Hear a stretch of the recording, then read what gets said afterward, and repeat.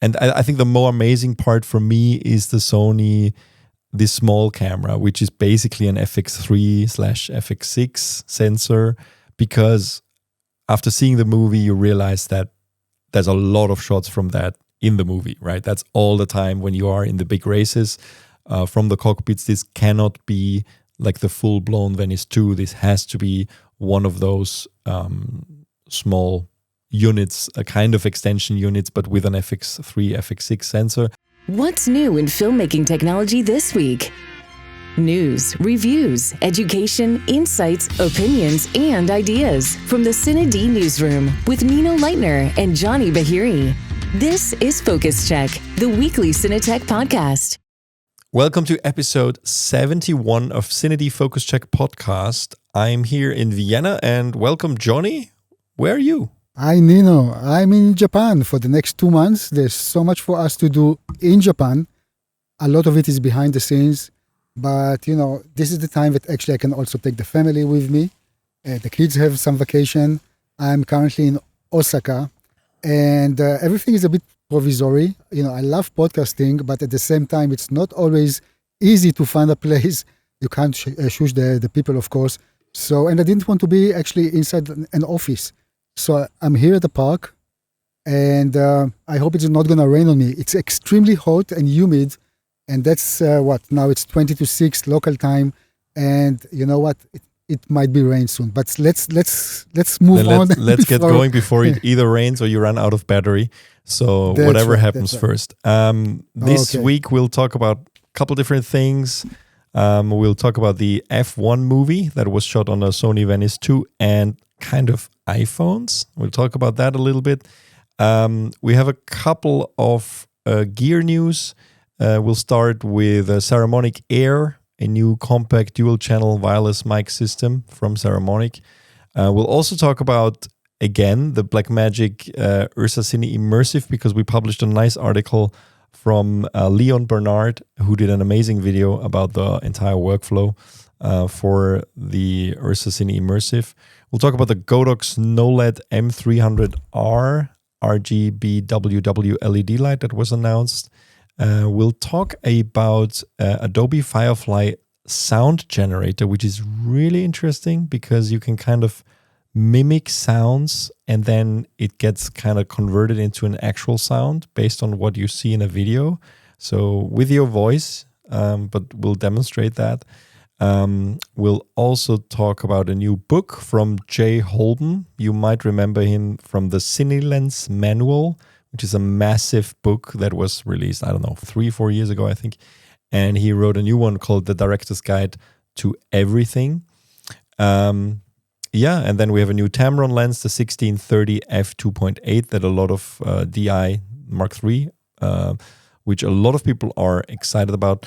We'll talk about Sony addressing the BURANO color reproduction issues, which a lot of people complained about, which came down from basically the IR cut filter had a problem. They never kind of admitted it, but now they kind of did because they offer a free replacement for any BURANO user. And we can also mention their Sony Camera Verify feature that just launched to kind of help us with, finding authenticity in images. So kind of verifying that an image was actually taken with a camera and not, invented by an AI. And I think that's pretty much it. And let's get started with the F1 movie. So you went to see this last night? Yes, I went. Are you a Formula One lover, or you went to see just how the Sony camera did? I'm not a Formula One fan, I would say. I mean, I have been to a race before, but I think it's honestly it's a bit boring to watch on TV because this typical bird's eye view image that you get when you watch the cars racing, and everything is so controlled, and I guess it was more exciting personally, I think, in the 80s or 70s when those people actually, it sounds wrong, but they put their lives on the line, and now it's like you always feel like it's all kind of, it's not computers running the thing, of course. I mean, there are the usual suspects that are Max Verstappen and the really good racers that always win and so on. But it doesn't feel like you're part of the race when you watch it on TV. So that was what I was kind of worried about when I watched the movie. But I have to say, Kosinski, the director, and Claudio Miranda, the DP, they did a great job at I think that was the problem they identified. I'm just guessing here because everybody knows that Formula One on TV can be a bit stale, and they never ever had, not once did you see a perspective that was similar to what you see on broadcast TV. I mean, you're part of it, you're in the cockpit, you are at street level. Many of the shots I have no clue how they actually did, which is always a good sign, because I mean, I don't know how much VFX was involved here, but it felt like it's real, right? It really felt like you're part of it. Let me ask you, because the team that you just mentioned behind this movie was also responsible for the Top Gun 2. What was it? Top Gun Maverick. Maverick, yeah, that's right. Was it simply the same kind of story just adapted to Formula One, or it was same but different? No, it's different. I mean, of course, it's similar in a way that it's about, like these huge machines older that guy, people are older guy that kind of that in a way, yes. However, you can see that the challenge for the team was very different. I mean, the story, kind of is about the Brad Pitt character that basically he used to be a racer in the 70s, and then he had a horrible accident and got out of Formula One, and then became this kind of cowboy guy that still goes on a lot of different races, but not Formula One. So he was doing all kinds of races with different cars and all that, and kind of earning his money with that. And then somebody, of course, brings him back to Formula One, his old buddy from the 70s, and then sounds familiar. Exactly. So that like the setup is kind of what you expect. But I mean, it has some story-wise, it had some interesting turns. So it is definitely worth watching. It's a good story, and I think I wasn't bored in those 2.5 hours, which by itself is a challenge if you are watching a movie that long, especially about Formula One. So they did a great job kind of keeping you very interested in the entire story. And there's a very nice conflict between him and the other driver in the team that is kind of like one of the main themes. But talking about technology, so how did they achieve this look? Like how did they achieve the specific shots that they needed? Now, of course, the problem with Formula One is that you can't really put a huge camera somewhere, the movie was shot on the Sony Venice 2. Now, of course, you can't, like with Top Gun Maverick, they already used the Rialto system, and which was, the original kind of separated camera head system, I would say, from Sony. And then, which was, of course, recently updated to the Venice Extension Unit Mini that a lot of people are excited about. I mean, we shot a video about that has 1.2 million views on Instagram, which is insane, and a lot of views on YouTube as well. And even though it's a $25,000 accessory for a $50,000 camera, but it shows how much interest there is for a small head connected to a very professional recording body, which can record RAW and all kinds of format that you need, of course, for high-end cinema. Now, of course, this was something that that's very interesting to use also on this movie. Now, we don't really know if it was the Sony extension system Mini that was used here, but it looks very, very similar. So we are hearing that this is actually a small version of the Sony FX6 or FX3 sensor, which is not the case for the extension system Mini. So the real extension system Mini actually uses a Venice sensor, like the full 8K Venice sensor. This is a 4K sensor, and maybe it wasn't available at that time, but it looks like it's in almost the same housing as the extension system Mini. However, they put it on a little pan head. So it's like you have these very fast 180-degree turns in the movie where you kind of it's panning from the racetrack to the driver or vice versa very quickly.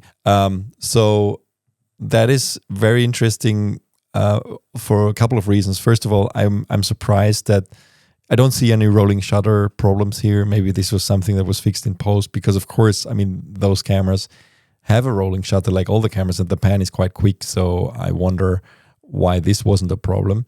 Then, of course, they also had to have a camera that, like a couple different angles on top of the car. Now, anything that affects the kind of aerodynamics of such a car are a problem in an actual race. And the thing they came up with, now, first of all, of course, this movie is produced for and paid for by Apple. It's an Apple production. It cost around $300 million to make. It's doing quite well at the box office, I have to say. I think they made $150 million on the first weekend, the opening weekend. So it looks like it's going to make its money back, which is a big feat by itself. And they used the Sony cameras for most of the shots. However, it appears, and that's something that we're seeing in a lot of videos and something that Apple also is promoting, that iPhone camera technology was used for some shots from the car as well. And is it a modified iPhone or it's not an actual iPhone? It's not an iPhone. It's the camera module from an iPhone built into the hardware. We're showing this here from the car. Like that's kind of, it becomes just part of the fin, like I don't know what it's called, but one part of the car. It's on the right-hand side, yeah. That actually contains the camera module. So, and of course, it's a great promotion for Apple as well, of course, because it's their production to have that as part of it. They showed this to a couple of journalists around WWDC a couple of weeks ago, and they are now posting their videos. So you see the actual thing because they had the car in parked in Apple Park and showed it to people.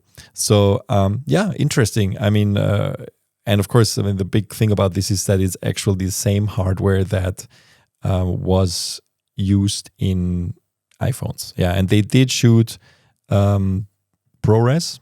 They did shoot log with this. So basically, what you can do with the iPhone, also in the kind of professional shooting mode, was used there too. Now, we don't exactly know which shots were in the movie that came from this, but I mean, it's easy to guess because you see the position of this based on, where it's built into the car. And it's going to be only a handful of shots, to be honest. But still, it's amazing that this makes the big screen. Yeah. So what you say that actually everyone can start with their Honda Civic at home and iPhone 15 Pro just to start to practice. Put it somewhere on the side. Yeah. All you need is a $12 million Formula One car. No, I'm seriously. Yeah, but you can, of course. I mean, it just shows, it's a good illustration, of course, of how far technology has come. First of all, you see that, and I think the more amazing part for me is the Sony, this small camera, which is basically an FX3/FX6 sensor, because after seeing the movie, you realize that there's a lot of shots from that in the movie, right? That's all the time when you are in the big races. From the cockpits, this cannot be like the full-blown Venice 2. This has to be one of those small units, a kind of extension units, but with an FX3, FX6 sensor. Of course, there will be a handful of shots that are from this iPhone technology thing, but that's not the majority. The majority really is that. But even that is amazing, right? This is a super high-budget production. We have seen other big movies that were shot on the FX3, like The Creator, for example. Of course, entire movie shot on that. However, this is a much more high-budget production. I think The Creator was $70 million, which is, it's not considered high-budget in Hollywood anymore. This is 300. This is really a top blockbuster of this summer, and you see a good chunk of that movie shot on the same camera that a lot of our audience actually own and use. So, and of course, we've seen an interview with camera assistant and also Claudio Miranda. I mean, the reason why they did that is simply to stay within the Sony ecosystem in terms of color, which of course makes sense. So it's easier to use another Sony camera as a B cam rather than something else, just to match it with a Venice 2. But can it be that the story was engaging enough for you not to really think about the camera all the time, or no, it's kind of built absolutely. in I all didn't of us? think about it, but of course, during the race, it is a very fast paced. It's very fast edited, of course, and I think that but the technology helps to make it interesting, right? Because what I said before, it's basically Formula One can be a bit boring to watch on TV because there are usually, just very rarely, some cockpit cameras, and we all know, I mean, the quality has become better, but those shots are the exciting ones when you watch a live broadcast. But it's a live broadcast. Of course, they can't affect the performance of a car with cameras, putting them everywhere. You can do that in a movie, and they managed to do a great job because it's very exciting and the races by themselves within the movie are very exciting to watch because very unexpected angles and you could just get a sense for the speed, and I think that is the most difficult thing. If you're racing on a racetrack, which is kind of very different from just driving on a street. In a street, you have a lot of references. If you go fast on a street, you see when you're going fast because you see stuff going by. On a racetrack, what is there, right? There's just you have a lot of fences and stuff and maybe some audience in the background. You don't really get a feeling for the speed because you have no reference. And the only reference you have is the other cars and the pavement, right? And the closer you are to the pavement, the closer you are to the other cars with the camera angles, the faster you will get a feel, like the better you will get a feeling for the speed. And I think that is what they achieved through the technology, but you're not thinking about the technology anymore when you watch the movie. So yeah, great job. Good. Okay, I think that summarizes this specific topic. Yes. If you guys are interested to learn a bit more, just go and see the movie and then get the impression and come back and write to us. Maybe you know how some of the shots were done. And of course, we will continue to hunt and check if there's additional information that might be interesting for us. And if there is, we will try to catch up and share with you guys next week. Let me actually stick with Apple as we're talking about them. We published an article by our friend Leon Bernard, who is a Blackmagic certified, instructor. Very nice guy from the UK, who with his wife, Natalie, his partner and wife, Natalie, has built up a very amazing YouTube channel over the last few years. They're called Team 2 Films. Go check them out if you are not following them yet on YouTube. They put an amazing amount of effort into their videos, in each one of their videos. They did a lot of videos about different Blackmagic technology, about the Ursa CineD 12K, but also DaVinci and all that kind of stuff. And now they just made a video about the Vision Pro, a shooting for the Vision Pro with the Ursa CineD Immersive. Now, we've talked about this a couple times before because we've featured some content, and there's a lot of misconceptions about how to actually produce content for it and the reach it will have. And it's a very, very interesting video to watch because it shows you, it's the first video that actually guides you through this entire workflow. And Leon was nice enough to write an article for CineD about his video as well.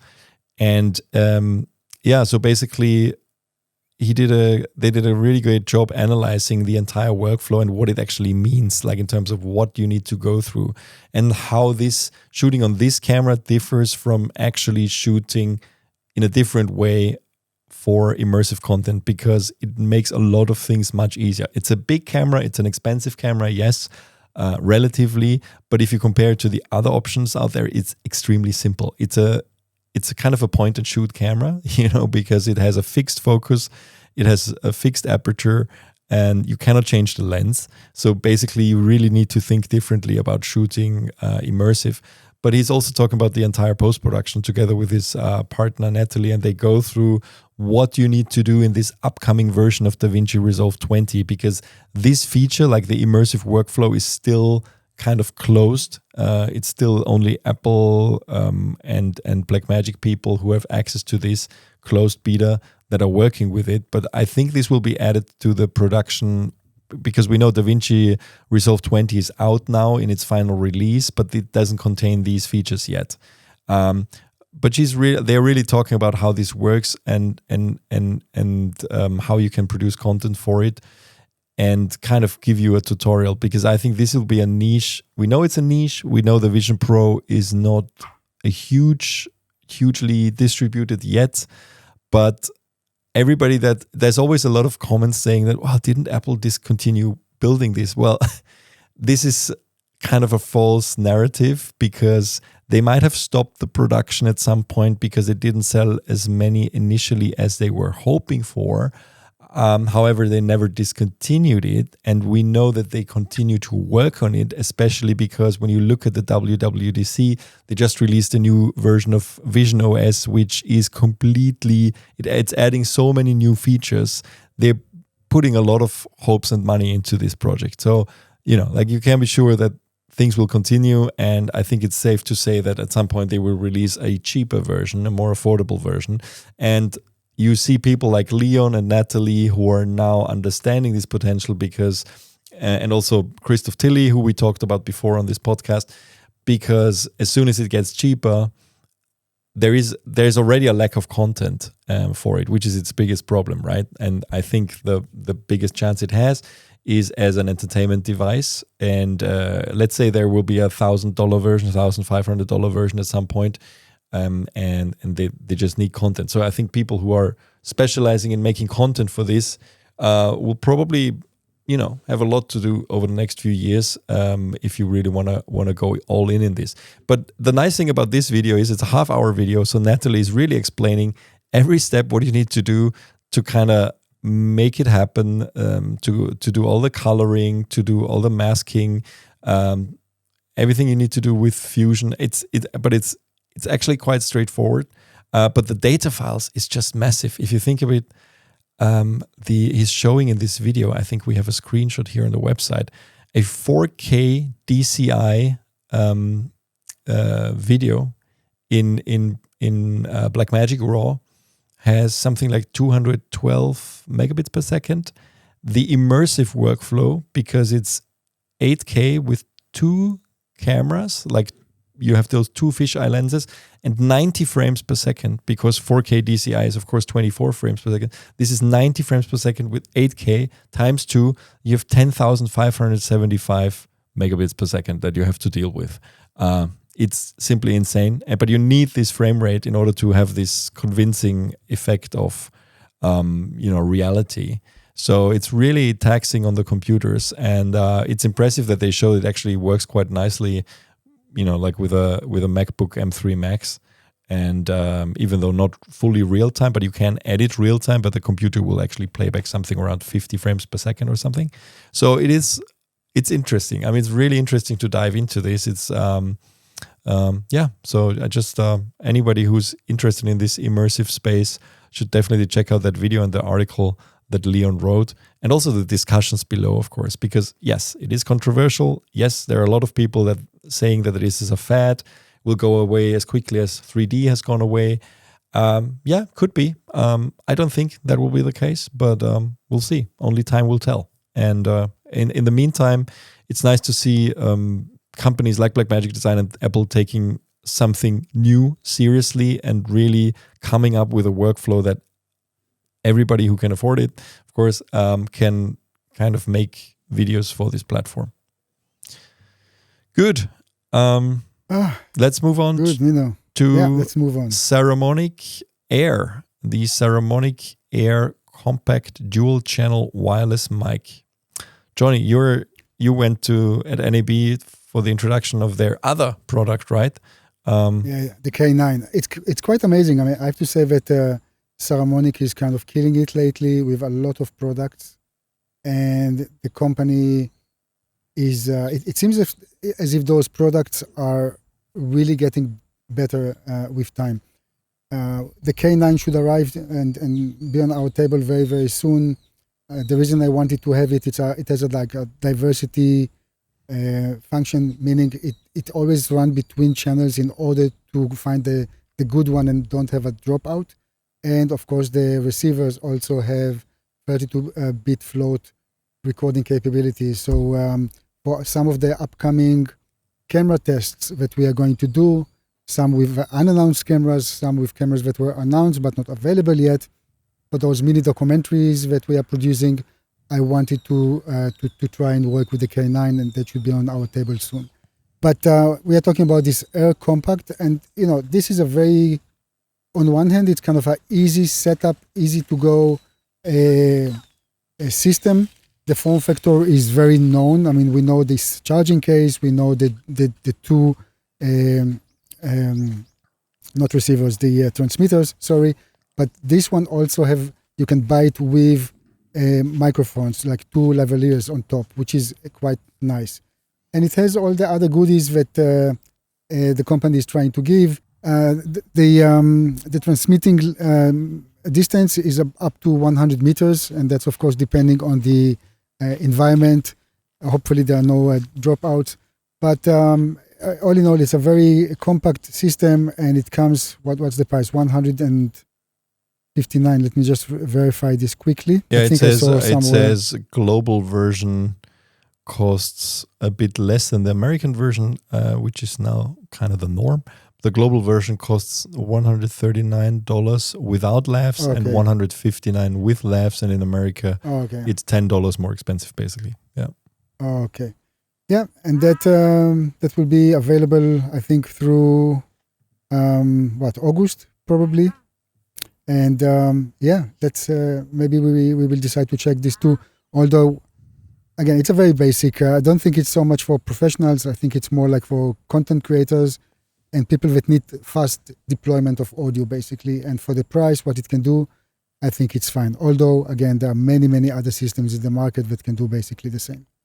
Yeah, I think it's nice that the transmitter, I mean, yes, it has a logo again. So if you use it without laughs, but the logo is at least not printed. It's kind of like embossed. So it's not that in your face. But that's, as we said before, that's kind of becoming the differentiating factor between these systems because you don't want to see a logo. Yeah. Imagine now we're talking about audio devices, and instead of talking about audio quality, we're talking about the logos. But exactly, of course, it's always interrupting us. At least here, it's on the same color as the body, like a gray black. Yeah, that's the. We'll be back after this message from our sponsor. 1 Minute Tips by Fujifilm and CineD, another part of our Film Set Rolls series. Let's talk about the Second Assistant Camera, or Second AC. The Second AC supports the camera team by organizing and moving camera gear, swapping media cards, and handling the slate by making sure it has all the right information and calling out scene and take before the clap. They are also the ones keeping detailed camera reports to help post-production and VFX with essential camera details. In this role, efficiency and organization are key. A sharp second AC keeps the camera department moving smoothly, so the first AC can stay focused on the DP's needs while the DP stays focused on the frame. It is a vital role and a common stepping stone to higher positions in the camera department. Stay tuned for more film roll breakdowns. 1 Minute Tips. Until next time. And now back to the show. You want to talk about the Godox KNOWLED M300R RGBWW LED light that was just announced. I will mention this briefly because it's not that we haven't seen anything like this before. Just amazing for me that Godox is going full steam ahead.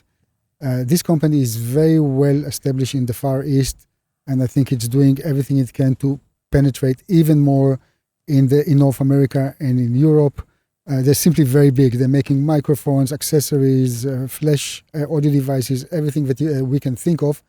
And there's KNOWLED series of lights is growing almost every month. Yeah. So this one is a 300 watt fixture with green, magenta, plus minus. That means in order to get a very nice skin tone when you're filming, it's IP54 rated.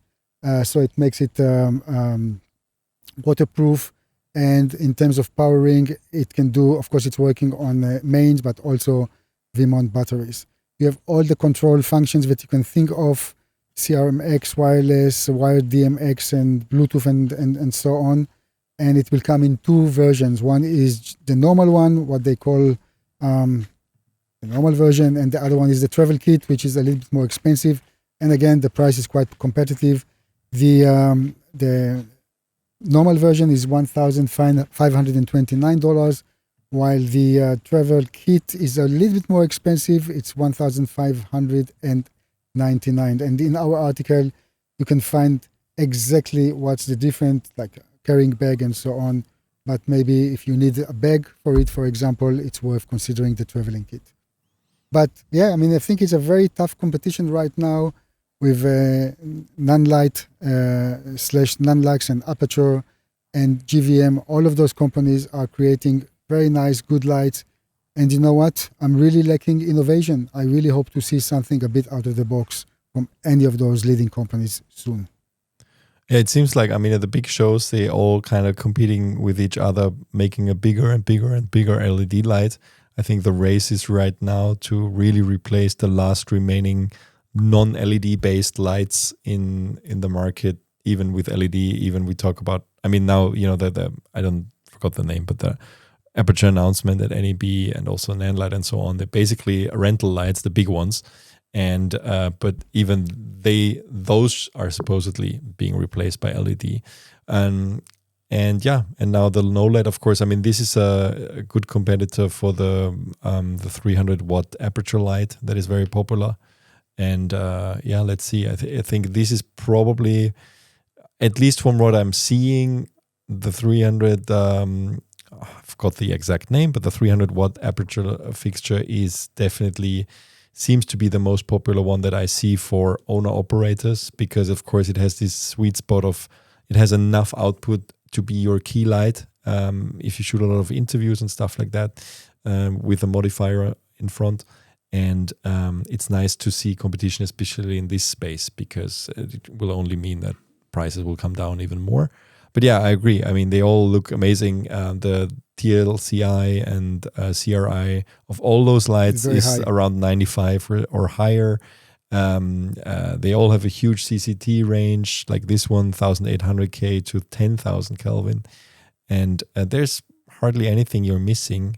One thing that I would just recommend people to check with all of those lights, I still feel like a lot of them, they've become better with this, but the minimum light output is often too high on those lights. So they are already too bright. Sometimes when you switch them to 0.0, like 0.1%, it's often more in reality. Especially some of the older lights already start with like 30% of their output. And that's often too much if you're shooting in a dark room. So that's just my recommendation when you try to decide between those lights. Check how low they can go. It's usually not a problem, you know, like all of them are bright. The question is how kind of not bright can you make them while they're still shining. That's just the one thing that I recommend. Yeah, we start strong and then we kill the light anyway. But yeah. Exactly, it's like no, but we rarely have not enough light. I mean, it's usually too much light, right? In general, I mean, it's like it's a way of reducing light.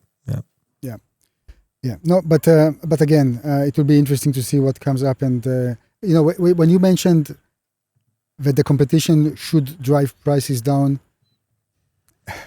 I mean, is that the only way to compete? Maybe I'm not in favor of always bringing the price down. I'm in favor of actually innovating. Yeah. Bring something new to the market and have a price tag that reflects the value of this, instead of fighting and actually copying and mimicking what the others are doing, basically. But that's, you know, it's not always easy. Well, I think also the step that Aperture took with their latest releases is that basically they're now working on getting rid of those spikes in the LED, you know, like light quality. Because you said Apple, you mean Godox? Aperture, I said. Aperture. In the recent Aperture release, you know, they're really trying to get rid of those spikes in the luminance and so on in different colors. And I think this is the way to go. It's basically looking at the light quality rather than the output, because we have the output now. We know they're bright.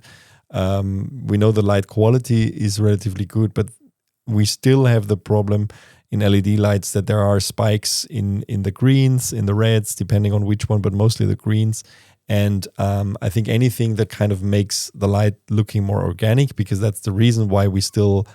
Well, hot lights still look nicer on skin is because of those spikes in the LED quality. And I guess a lot of those manufacturers source their, you know, whatever LEDs from the same source. I'm just guessing here because it looks, you know, like they look very similar. So as soon, and I'm hoping it will move in a way as it was with camera sensors. For a long time, you know, they only competed about higher resolution there was a higher and higher and higher resolution, especially in the photography field, but then also in filmmaking.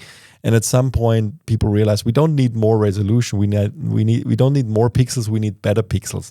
And the same is now with lights. We don't need brighter lights.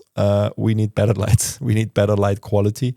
And I think that's hopefully the next step where they really will work on. Yeah, I agree. The price is fine. It doesn't need to go lower. It just needs to be better light. And I think this is where they need to compete. Maybe at some point we should consider, putting those lights next to each other and kind of come up with a way of testing them for light quality, because I'm guessing this is what's missing in the industry, is somebody who's really looking at all those lights and comparing them.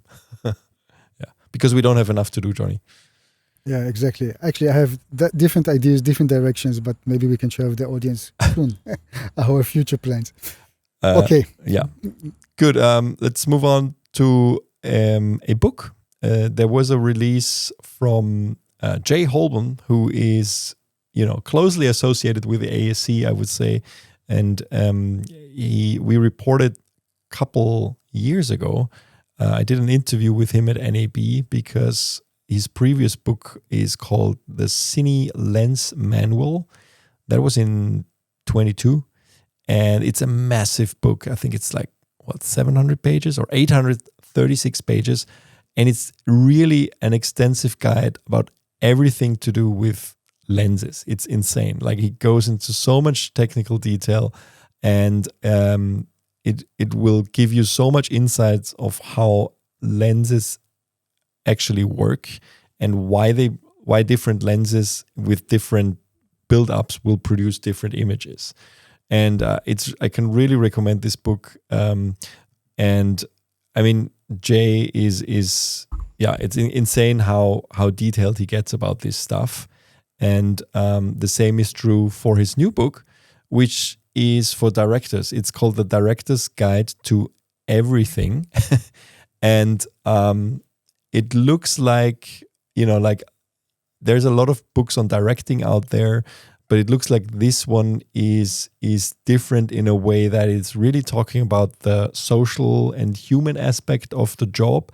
And it's really about leadership. It's kind of refreshingly candid about what it takes to earn trust on set from a crew, and how to inspire others rather than just command them around. Because that's essentially what it is, right? When you're directing, how to collaborate without compromising your own vision while you're still kind of accepting different opinions.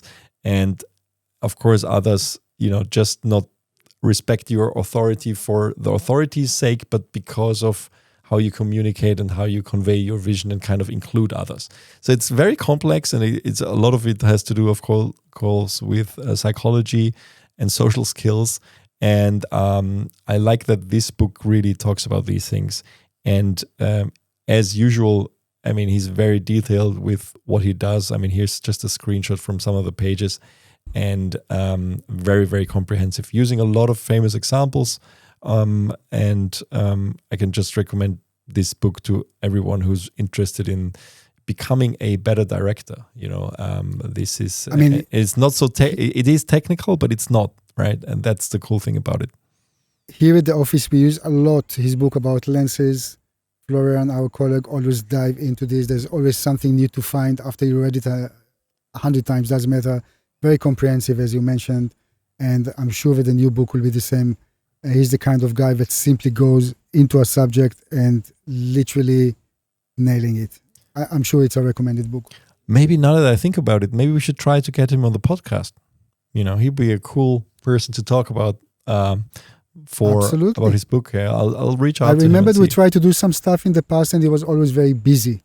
Hopefully now he's even more busy, but still willing to talk. So well, if he has an hour somewhere, maybe he's listening to this, but I'll drop him an email. Hopefully we can get him to talk about his book on the podcast. Good. I also want to talk about an announcement from Adobe. So Adobe Firefly is, of course, their image generator. And now they have a sound generator, which is custom sound effects that can be guided by your voice. Now, we saw this on Instagram in a reel. There wasn't much reporting about this initially. And our writer, Masha, she, who we just launched her first course, by the way, in case you missed it, which is about AI workflow tools to kind of augment your creativity. And the first one is about subtitles mastery, kind of generating automatic transcripts with different editing platforms, translating them, and really comprehensive in how to do this more effectively. But so basically she's diving into another AI tool here, which is this sound generator. And the cool thing is she also tried it. So for example, she actually used a clip from Johnny's, the special episode we had on the podcast where Johnny was cooking healthy for filmmakers. And she used a muted clip from that podcast where Johnny was chopping something. And she was just saying, kind of like narrating in a way, like doing noises of what we see on screen. And then this AI transfers this into an actual sound based on what she's doing. So I can just show you the videos here. Chop, chop, chop. So this was a few seconds of Masha making funny noises based on what she's seeing. And here is the result after running it through Adobe Firefly sound generator.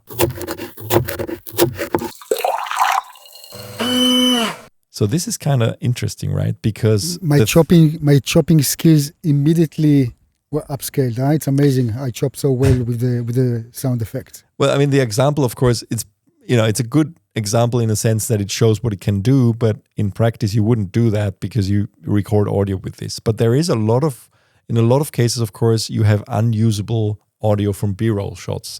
Whether you are using, sometimes a camera that you don't use a proper microphone and you have wind noises. We've all had that, right? You shoot B-roll that you edit with your interviews, and then you realize you can't really use the audio because either you were talking with the crew in the background, or the director was talking in the background, or somebody was talking, or there is a wind noise or whatever. And sometimes you just need to, in editing, of course, the editor, or if you're editing yourself, you need to find some audio clips that kind of fit what you're seeing. Very, very difficult to do, very cumbersome work, and then you have to dive into audio libraries. I mean, this will not replace this because, of course, very often this is the best thing you can do.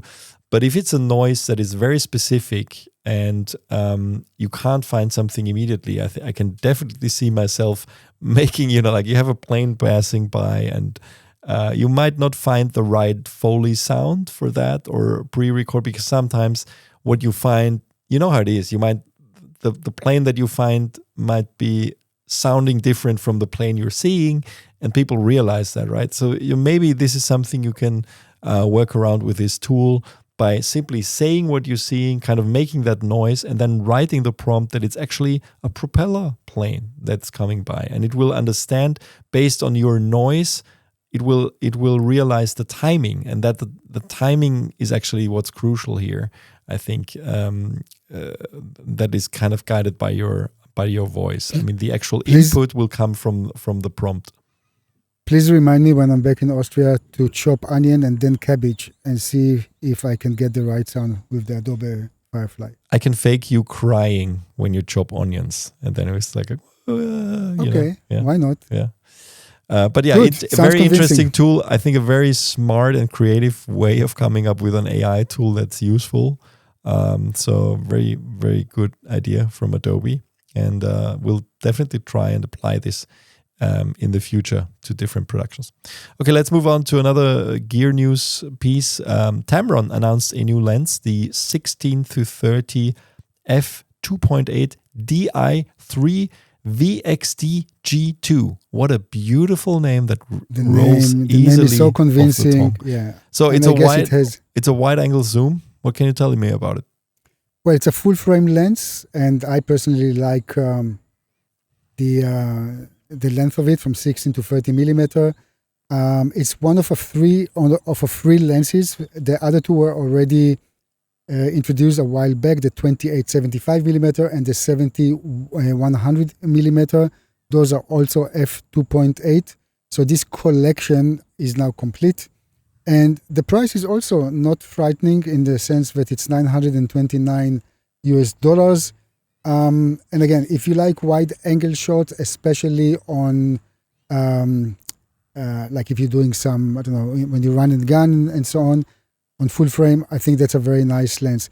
It's a pity that the 30 millimeter, I mean, the zoom part, the tele part of it is a bit limited, but of course we know and we can understand why. Every millimeter counts, and that also means making the lens a bit bigger, and I guess Tamron tried to avoid this. Well, the only thing is to note that the lens will come in Sony E mount and Nikon Z mount. That's it. There is nothing else. We haven't seen any Canon version of it, or I mean, of course, it's a full frame, so I didn't expect to see a Fujifilm version of it. But yet, there's only Sony and Nikon. Yeah, what else to say about it? I think it's quite. I think that's it. It's quite a lightweight lens. I have somewhere here the figure, if I can find it.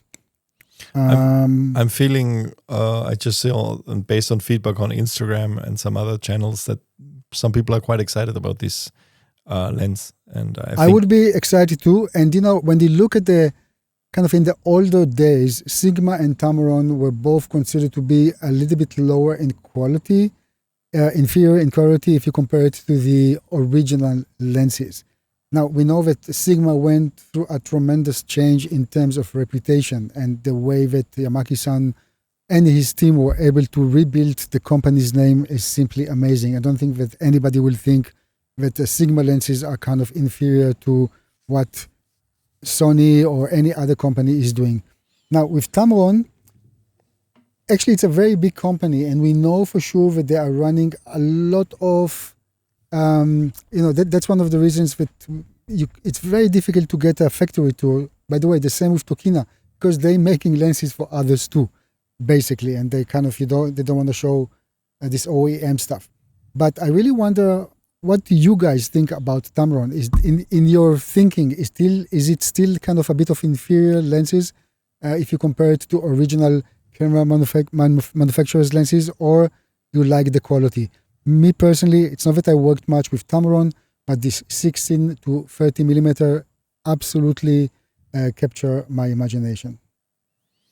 Yeah, I think it's also great that they all overlap. I mean, it's 16 to 30, then it's like you said, the 28 to 75 and 70 to 180. I think it's just great that they all overlap by a few millimeters, because in practice, of course, it means changing between the lenses will be very easy. You don't start off with the other one left. It's kind of like it's fluid. And in practice, I think it means that ideally they all look the same. The viewer should not be kind of, taken out. And it's just in practical use, it makes so much sense. I wish all manufacturers would do that. Okay, great. Let's move on to a piece of news from Sony. So Sony finally addressed something that they actually didn't acknowledge before, and that there are color reproduction issues in the BURANO based on the built-in infrared cut filter. Now, we've heard different things. We've had a few people, when we posted the original lab test of the BURANO, we weren't really able to identify this problem, but that's simply because it's not something we can test in the context of our dynamic range, latitude, and rolling shutter test. But we have had a couple of people write to us, and also people we know personally, that we should investigate in this more, because there are some problems. And, if there is an IR cut filter that kind of produces some weird so-called infrared pollution, it's of course a problem, especially for a camera that costs $25,000. So the funny thing is that I've heard from people who own a camera that I know personally here in Vienna also, that they have tried and they have not come across the problem. Then some others were really complaining about it a lot. So it seemed like either it wasn't so disturbing for some people, but I think and those are really high-end professionals. I think the real problem was that it was a bit inconsistent. I don't think every camera suffered from that problem, which kind of made it a bit mushy in a way that we could approach that problem, right? But now with this, it seems like Sony really acknowledges that this problem exists, at least with quite a few cameras that are out there.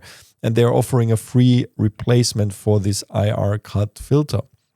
And that also includes the actual everything, right? The shipping, the work time, and the hardware replacement. We posted about it. We posted also the email. It will go through the Sony Prime support, and everybody based in Europe and the UK can email Prime support. I think it works a little bit different in the US, but in any case, they are committed to fixing this, and that's great. And there is also a way to identify if you own a Burano or if you are a rental house and have a couple of Buranos, or you work with a rental house that has a couple of Buranos. It's easy to check whether your camera is affected or not, or already has the new IR cut filter. Sony released, unfortunately, 2 very fuzzy images. I was in contact with their PR person to send us high resolution. We didn't get them so far, but they're a bit fuzzy. Polluted. They're polluted. The The polluted images are photo. polluted. Yeah, that one photo is really out of focus. But anyway, it's kind of still shows you that cameras that have a special protrusion above, like kind of inside the E-mount, they already have the new IR cut filters, and the others who don't have that protrusion have the old one. So if you don't have the protrusion there, which is kind of like a little circle inside that mount, you should get that fixed, and you should send in your camera. So it's nice that this is acknowledged. I just wish that Sony would have been faster with acknowledging this problem, of course, because it has created quite some issues for some people, and it also, I think, cost a bit of reputation of that camera, to be honest, in the beginning, because a lot of people complained about that for the last year or more, actually. Good. Sticking with Sony, just a brief thing to kind of also as our last news piece of this week. Sony is part of that, what is it called? C2PA. I think it's this I forgot what the abbreviation is for. It's basically camera authenticity for photos, and it's also coming for videos. So basically they have this ecosystem of that it's kind of an end-to-end encrypted way of verifying that a photo was actually made with a camera and not generated by AI or modified. In times where you can generate artificially created images that are very convincing and photorealistic, it's becoming more and more important, especially for newsrooms, to verify that a photo was actually taken with a camera and not modified, which makes a lot of sense. And I can see a lot of, reputable news sources in the world implement this, like the BBC, New York Times, and so on, and also the Associated Press and so on, will probably use this feature already or implement it in the future. And this is really meant to kind of give an end-to-end verification that an image is an actual image and not fake. And this new camera verify feature allows news organization to generate a verification report URL directly from Sony's image validation. And that means that third parties can check the capture time, the editing history, and also get a confirmation that the image was taken with a real camera, like I said, and not AI generated or manipulated. It's not available for video yet, but Sony says this will be coming soon. Also something to look forward to, I think. And I think, quite important, Very of nice. course. Yeah, of course.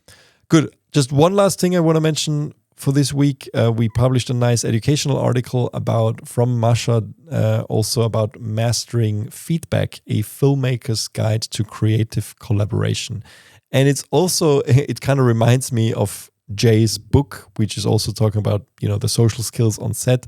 This article talks about how to give proper feedback on set. We know we're all sensitive people, we're all creatives, and there's different ways to talking to people on set and give feedback. And we've all had the experience on set where sometimes you feel like you're not valued enough. You know what I mean? It's like basically because it's a very hierarchical thing and we all work under a lot of pressure. Some people can deal with pressure better than others, and some people if they're stressed out, they let just other people feel when they're stressed out. And everybody has been in this situation. Probably, like I regret some things that I said on set. Some other people might regret something that they said on set. But this article is dealing with how to try to give proper feedback on set that is constructive, how to value every idea that has potential, and also how to deal with things when some stuff doesn't work the way